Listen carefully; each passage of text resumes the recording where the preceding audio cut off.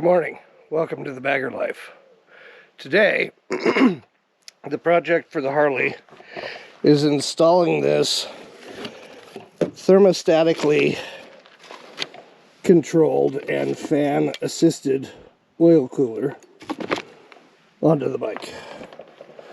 Now, the bike already has, being an Ultra, factory oil cooler, but it is not fan-assisted, and it allows oil to flow through it all the time. I tried to do this yesterday, but realized that I did not have the correct size socket in all of my sockets that I needed to get it done. So we have taken the oil filter off, and I have used this little plastic drain catch from Amazon to direct the oil into the pan. So we're going to pick up at where I left off yesterday. I do have the bike stand prepped to lift this thing up to give me a little more space to work on under there, but right now, this oil filter should just spin right off because I threw it on yesterday to keep dirt out. Back in the box it goes. Now, we'll use this lift and we'll get the bike lifted up just enough to hopefully unload a little bit of weight off the front wheel here. Make it easier to move things around. Alright, now, where I ran into problems yesterday was not having this 7/16 inch Allen key. There we go. And that should let the first part of the oil cooler assembly come loose.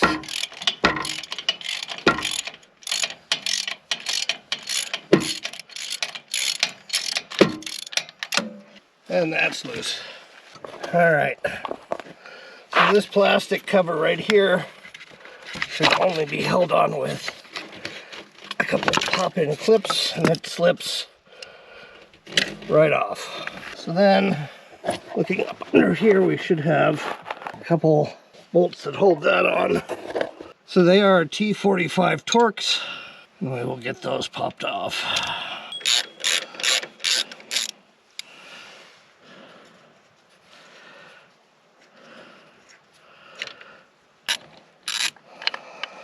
Alright, and that looks like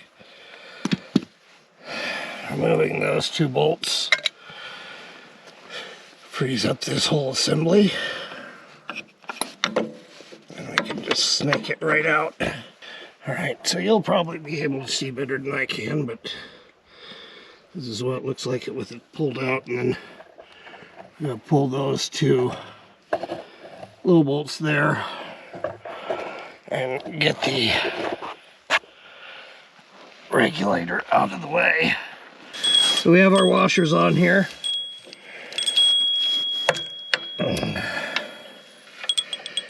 And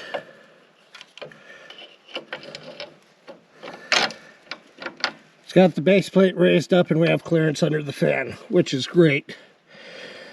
Well, I was doing that. I checked out everything else, and I noticed that with the regulator setting now so much higher, that this that ran underneath the rubber motor mount wasn't going to be long enough. So I had to come back under here, cut a couple zip ties, and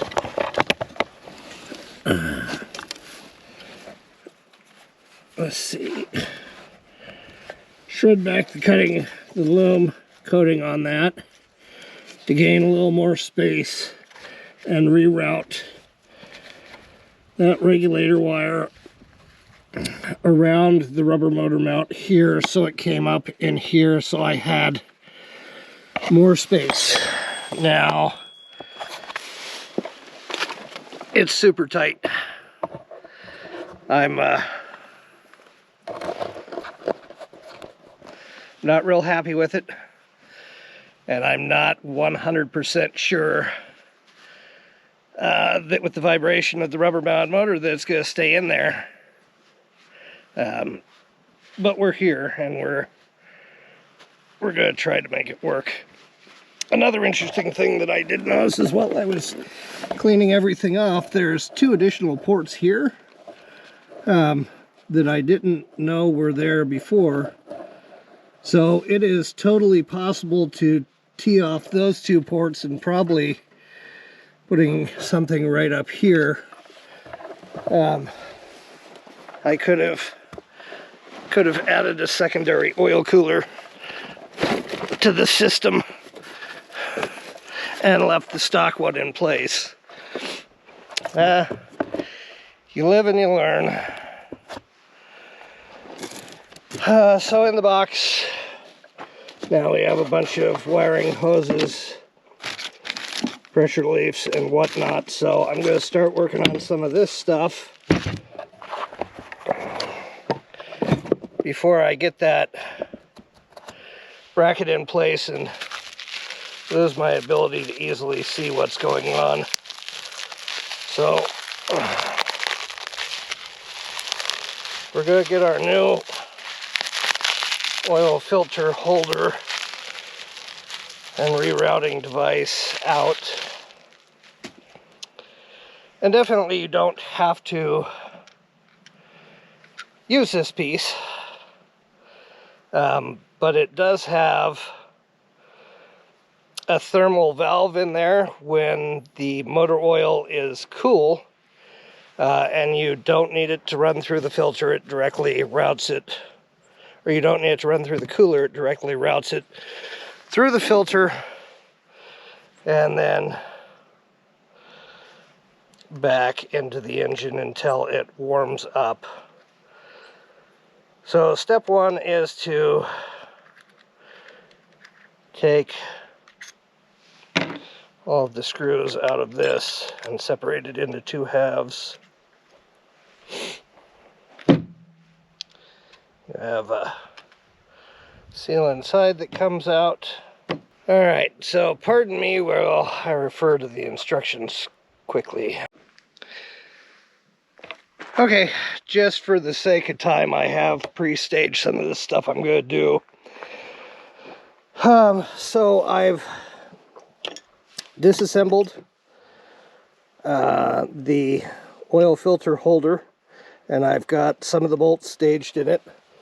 I've pulled out this barbed fitting. I've put this T in and left it non-clocked, and that will accept this thermal switch. I've used Teflon tape on all the fittings.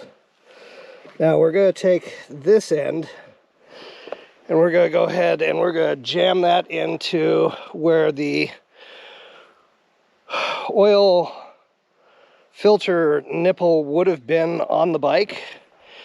And then this piece here will drop in here and thread onto that, and we'll leave it loose so we can clock this piece with this piece attached with the anti-rotation stop. Oops. With the anti-rotation stop, we'll get the gasket in, we'll get everything set right and tightened down. I will be using blue Loctite on some of this. This is already pre-Loctite with red. So let me get you a good view of where we're going to be working and get this show on the road.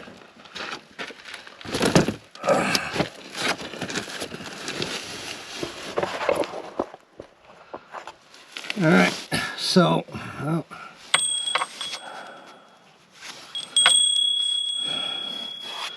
I took some cleaner and I cleaned out as much of the oil I could get out of the threads as I could, so we'll get a good contact with the Loctite that's on here. So we get that started, 7/8 inch socket, and we'll get it threaded in there until we feel it come tight, and we'll give it a little torque.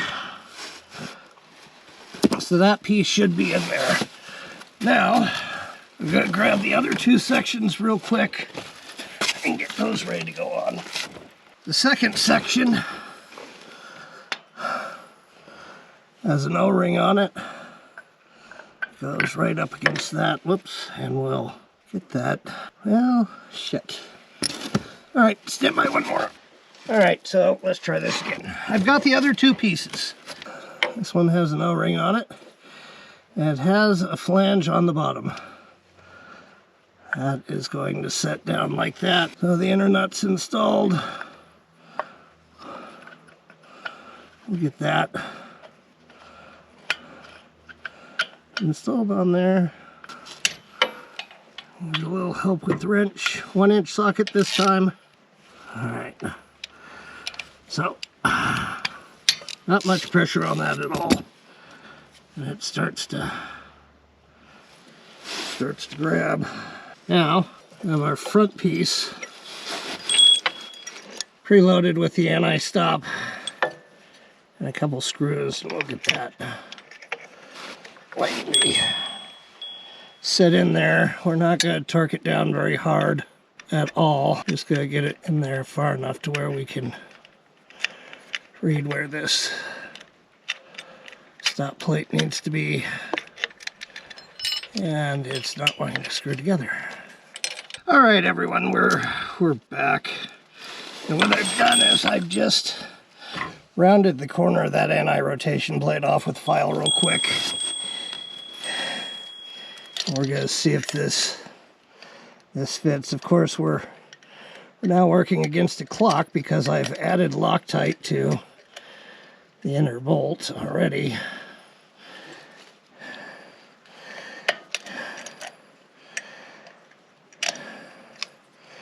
And it looks like I'm going to have to do a little more work to get this anti-rotation plate to fit, but I do believe that I am as far that way as this thing will go. So I'm going to go ahead and tighten up the inner nut on this so I don't run into issues with the Loctite setting. So we'll back it off a little bit. It turns still. Loctite is not set, so that should be tight enough to get crush on the O-ring. All right. So remember, Harley works with the tolerance, so that casting right there may not be perfect. So I'm going to go touch up the anti-rotation plate, and then we'll be back. All right, so we've got the anti-rotation plate set. And the way that this system works, as I was looking at it, is the oil comes in here, and as the viscosity is high, it pushes this seal over and just blocks off the passage to the oil cooler. As the viscosity in the oil thins out, it opens up that passage and lets the oil flow, and then of course you have a little screw here that you can screw in or back out, I would assume, to set the tension on the spring. And then we also have a gasket that doesn't require any oil, and that will mount to the back plate like so. So red side faces forward on the plate. Get the holes lined up. We will take one long bolt and we will drop it in this hole as an alignment pin. And this sort of rides in that little dish there. That should get everything sort of where it needs to be. And then as we get ready to put the rest of these in, give them one drop of blue, Loctite, one drop of blue on there to make sure that everything stays together. And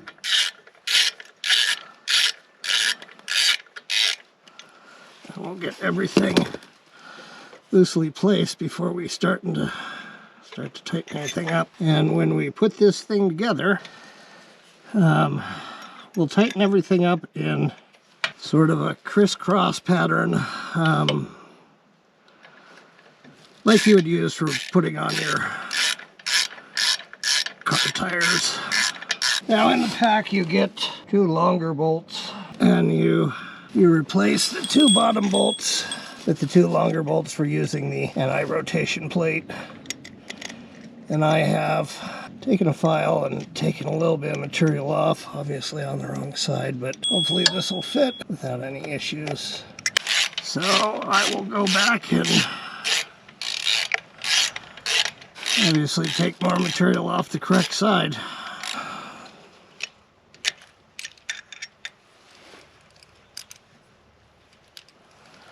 Okay. Alright, so hopefully with a little more material filed off the correct side, we can get this together now. That seems to have done it. Alright. So obviously this project takes a little bit of time. It's not, I would say, a super hard do-it-yourself project, but obviously it's not as straightforward in this case is just unbolting parts and bolting new parts on. So you're going to need to have maybe more than just a little tool set that you keep in your apartment for fixing a few things. But you know, with your bike it may just all go right together. You never know. Now, these are really small stainless steel fasteners, and we are going into aluminum, so I'm trying not to over tighten these things. I'm really fearful of stripping out a thread or something snapping in this to where I have to take it apart and helicoil it, more so than I am of firing the bike up and seeing an oil leak and having to stop it and come back and tighten stuff back up. So I'm gonna get it to the point where I feel like it's good and snugged up. I've got Loctite on all this stuff, so I know that it's just not going to, or shouldn't, vibrate itself back out. But if I break something off in there, you're starting back from square one, trying to fix mistakes that you shouldn't have made. And the instructions that I saw did not give you a torque spec on this stuff. And with the aluminum and the small fasteners, there's the point of tight, and then just a little bit more, and you've definitely gone too far, and you have a whole nother set of problems. So now we're going to test fit this fan, and I may have this exactly in the right spot. If anything, I could probably go a little bit back more towards 6 o'clock, but I'm gonna try it right there. So we've got our little thermal switch, and it looks like it'll be out of the way of the fan. That being said, I think we're gonna call that good and figure out the rest of this. And so this looks like a pretty straightforward connection here. This plugs in to this, and that's the ground and power supply for the fan. Let us not forget to tighten the thermal switch up, because that would be nothing but messy when it rattled out or it started to leak. Not a lot of space in here to work. I think we're going to call that tight. Now we're going to take a little break and figure out how the rest of the wiring works. Alright, so at this point they're telling you you have 2 different options to gain power for your fan. You can either go to the 6-pin diagnostic plug, which I believe would be at the junction of the front of the seat and the back of the tank. And then they give you a little service pin to steal power off of that. Or your other option is to plug into the power from your brake line, and they give you plenty of line to run that back to the fan, and then just jump the power into the little nipple that's on the splicing plug, which is a great concept and is probably the way I'm going to go. However, with the master switch pulled, I have no way to determine which side is power and which side is power feed to the brake light. I definitely don't want the fan to only come on when I apply the brake, so I will route this and have to plug in the master fuse and figure out which side is power on, so I can get it hooked up to the right side.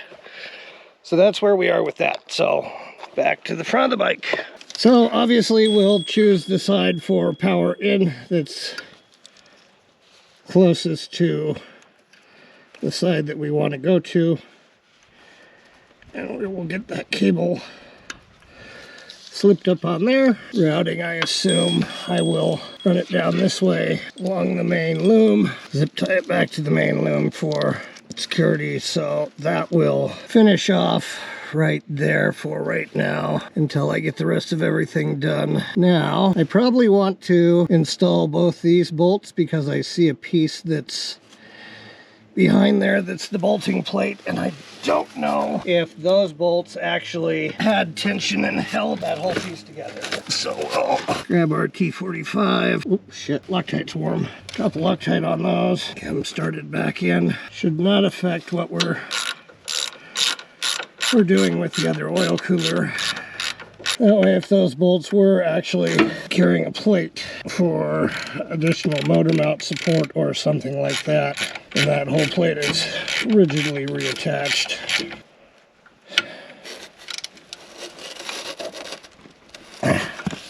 All right, now we can attach the power feed for the fan.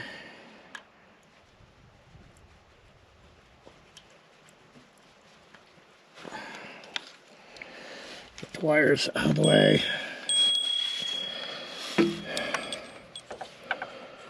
Slide that onto our studs with the washers installed. We will get those bolts and get them reinstalled. All right, so we're not going to use any Loctite on these because it appears that they are a crush style fastener. So this looks like it's going to be a very slow operation with the wrench. All right, so we've got those bolts on and secure, and it looks like the oil lines come right through here. That bolt hangs up quite a bit, so I've taken a little piece of tubing and I've cut it and I've shoved it down over the top of that, so I know that there's going to be more rubber tubing sticking out than bolt, so that'll protect that. And then we're going to go back into over here. We're going to try to get our oil line shoved on there. Hopefully you can see that, and it slips right on. I'm going to just take a little hose clamp. We'll slide it down the hose and hopefully get it over where it needs to be. Maybe I should have run the hoses prior to putting the fan on. Yeah, so this step should have been done prior to putting the fan on. Hopefully that works. And we'll run the remainder of our hose through. Try to make sure we have no kinks in it. There we go. Cut that one off. I think I just stripped that clamp out. We'll kind of test fit where we're going to need to be with the hoses. We're going to need to be really close up here somewhere. Alright, let's try making a cut there, and we'll just walk our way back if we need to.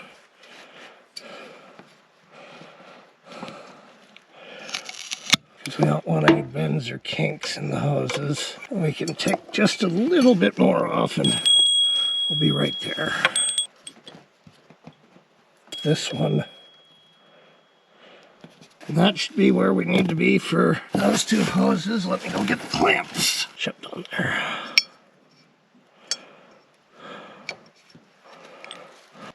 Little pinch in the line. Alright.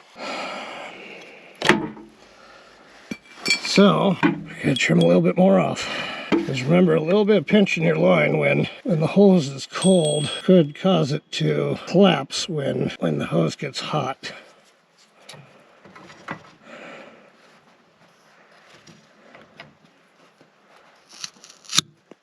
And that means that all the work you did to ensure that you had oil flowing through your cooler is for naught. Both those oil lines feel like they're on there.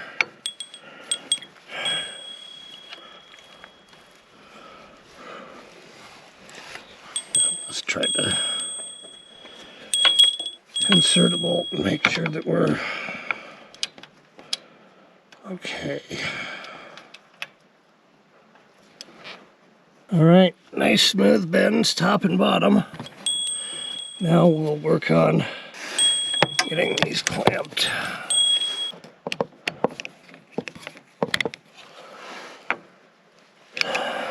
Now one problem I can see right off the bat is when this bolt comes through this tab, it's going to be up on that oil line.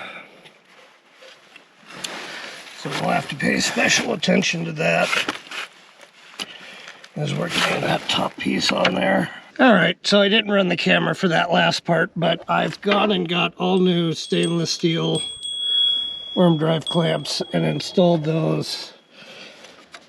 Put the 2 bolts on that hold the oil cooler in, so now it's attached. And so now, I believe, we are ready to attempt to get the voltage regulator back on. And hopefully it will go on like it's supposed to.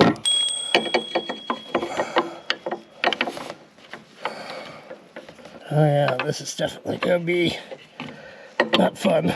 Limited space to work and awkward angles.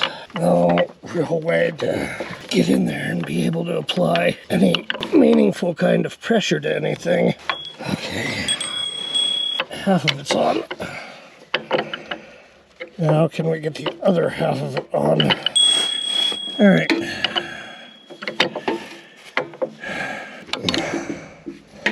There it goes. Well, maybe it's gonna work.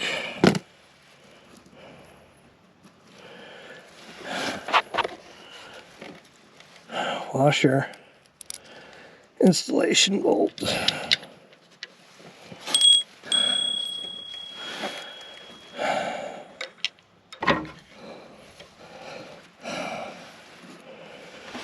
Washer. Installation bolt.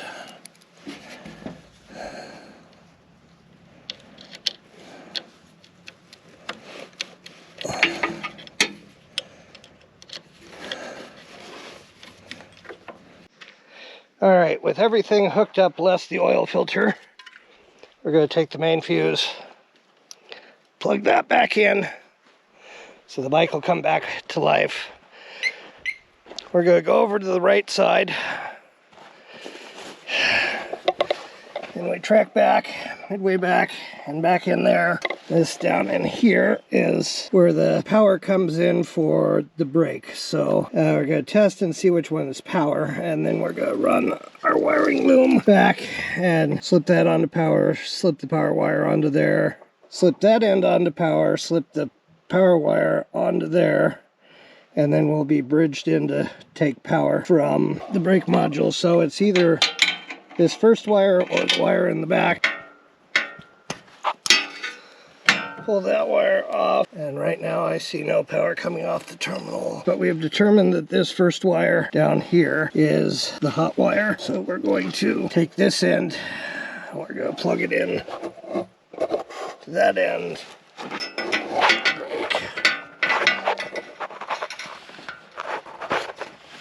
Okay, so now we've got the fan line plugged on to the brake, and then we have a little tang that shoves out, and we will get the power wire back in there.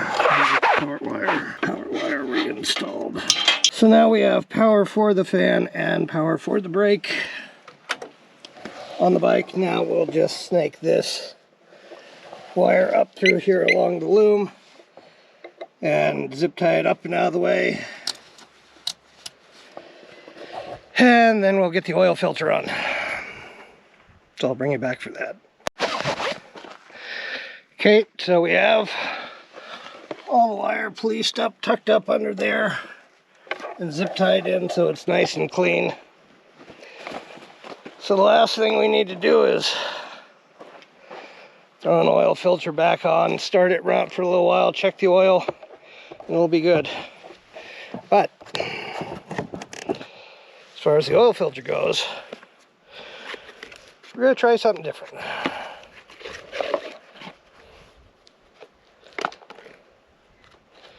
Now, I still have a ton of K&N air filters, and I like to use K&N air filters, or oil filters, and air filters.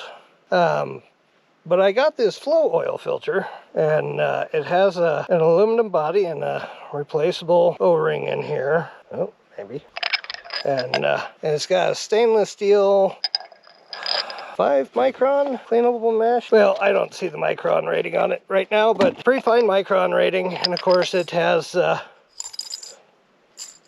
little pressure relief on the top. So like a K&N air filter, assumably you can pop it off and clean the thing and put it back in and it's good to go. Now because it's aluminum, it should shed some of the heat that the motor puts off, and it's got a little nut on top, 11/16, so you can screw it back off. So I'm going to run this in conjunction with the new oil cooler, and hopefully that'll promote some more cooling. You know, I think more and more about getting one of the M8 motors with water-cooled heads, but I'm not so sure that that's the way I want to go. I see that the new Sportster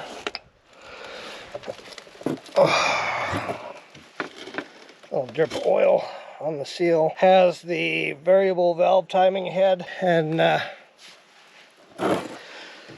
I almost feel like that's bound to be the next iteration of the motors. So I may just give it a year or two and see what happens and maybe go that way. Not that I'll be getting rid of this bike anytime soon, because I do like it, but I think something that's more fuel efficient, runs cooler without all the stuff that I keep having to do would be cool. I'm going to tell you that's on there plenty tight. Alright, so oil filter's on, oil lines are run, better stainless steel deals. We've got the voltage regulator hooked back up, and the 10-core oil cooler with a fan sitting behind it. So hopefully this will just be one more step in the cooling of the bike. And I'm going to go in and take a break, but I have a cylinder head temperature gauge sitting here that I'll come back out and shoot a video on. So if you made it to the end, I'm sure this is going to turn out to be a long one. Thank you. If you hit the subscribe button, I would appreciate it. And end of a little dust devil coming over. I'd appreciate it. It doesn't cost you anything, and apparently I need 1,000 subscribers before YouTube will start paying me for making videos, which is not why I do this, but having more money would always be nice. Alright, catch you guys later. Peace out.